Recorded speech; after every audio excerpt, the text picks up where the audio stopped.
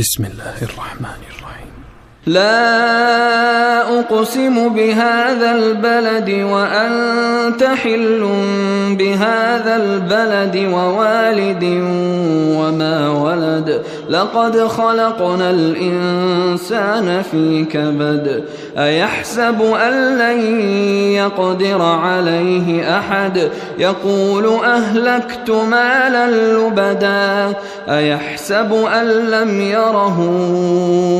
أحد ألم نجعل له عينين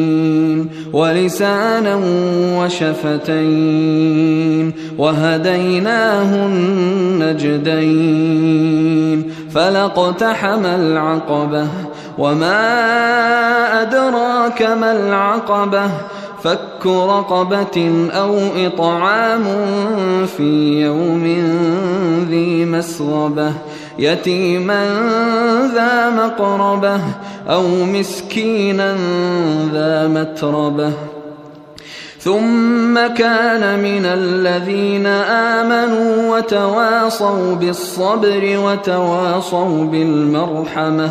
أولئك أصحاب الميمنة والذين كفروا بآياتنا هم أصحاب المشأمة عليهم نار مؤصدة.